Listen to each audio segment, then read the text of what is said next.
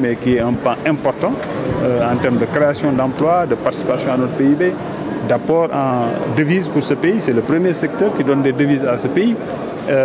Donc tout ceci est important. C'est la suite de tout ce programme, derrière adossé à des programmes majeurs qui sont aujourd'hui des investissements privés massifs, et également qui ont beaucoup impacté le PIB de notre économie, mais également la création d'emplois. Si vous prenez le port minéralier vraquier de Bargny, c'est quasiment plus de 200 et quelques milliards d'investissements privés. Vous prenez le port de Ndayane, c'est une première phase de 800 millions de dollars, donc plus de 450 milliards d'investissements privés.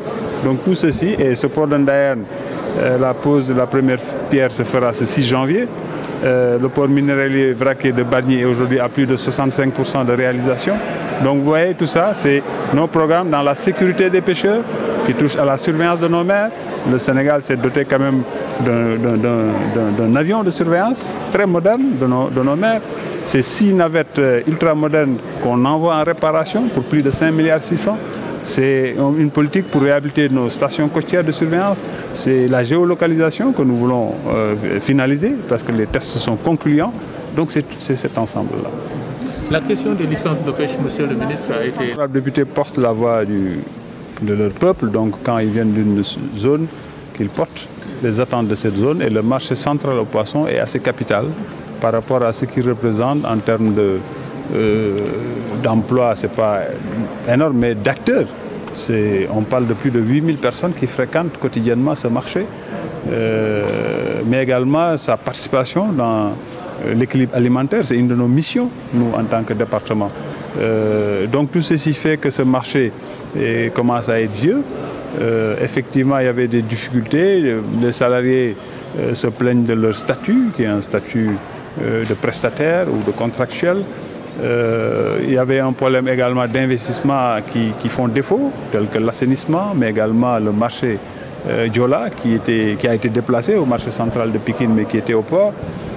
Tout ceci est un ensemble de doléances. Je vous rappelle que j'ai fait nommer un nouveau directeur dans ce marché qui a pris les rênes et qui commence à faire un excellent travail que nous encourageons. Mais avant cela, nous avions fait auditer également le marché pour mieux cerner les difficultés. Quels sont les problèmes, quelles sont les causes et quelles solutions apporter à cela. Donc une fois que ce travail sera terminé, je pense qu'il y aura des améliorations. La présence des bateaux de pêche, monsieur le ministre, certains députés vous ont interpellé en même temps. J'ai oublié de le dire parce que moi j'ai lancé l'audit du pavillon sénégalais qui est en cours. Donc les mêmes questions, en fait, l'honorable député qui a dit ça a dit que depuis l'année il pose des questions, il n'a pas de réponse. J'ai rappelé que cet honorable député, avec ses collègues, était même dans notre ministère, dans lequel nous lui avons apporté toutes les réponses nécessaires. Mais ici, aussi bien oralement que par écrit, nous avions répondu à cette question. Je viens de le refaire encore. Je pars d'un principe. Le Sénégal est très organisé. Nous avons un code de la pêche, un code de la marine marchande. C'est des textes très bien faits. La question, c'est de tout faire pour mettre les gens à cheval sur ces textes. Cela, quand vous êtes, si c'est votre mission et que vous tenez à la faire, il est évident que vous ayez des grincements dedans. Alors analysez tous les grincements dedans réguliers parfois et venant souvent des mêmes acteurs dans ce registre-là, à savoir qu'aujourd'hui nous avons des problèmes de ressources. Nous tenons à préserver cette ressource qui est nationale.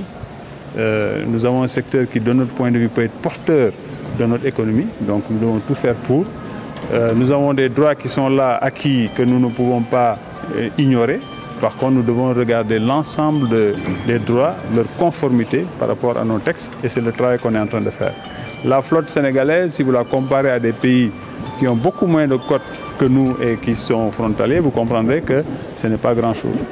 Je viens de rappeler tout de suite qu'à date d'aujourd'hui, la flotte sénégalaise qui l'année dernière était de 129 navires, pour l'instant elle est de 121 navires. C'est vrai qu'il y a des gens qui attendent leur licence, sur lesquels nous avons des exigences qu'ils n'ont pas encore remplies. Et tant qu'ils ne les remplissent pas, ces exigences portent essentiellement sur le respect de nos textes et sur l'apport que cela représente pour notre économie nationale.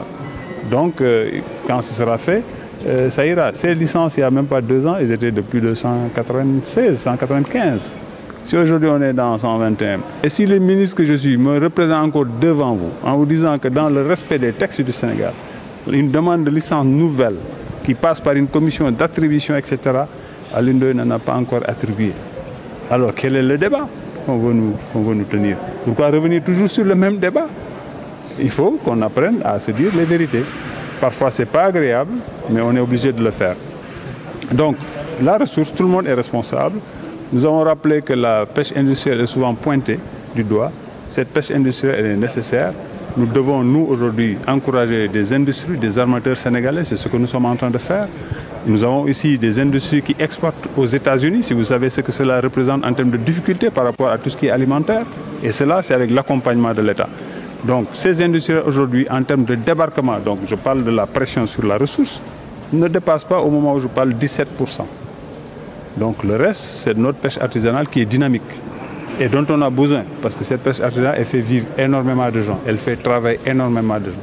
Il se trouve que Dieu a fait que notre secteur est un secteur refuge. Toute personne qui a des difficultés ailleurs vient vers la pêche. Donc cela, c'est une forme de bénédiction, mais en même temps, ça augmente les soucis. Donc il faut que les acteurs se donnent la main dans la vérité pour régler les problèmes. Il y en a.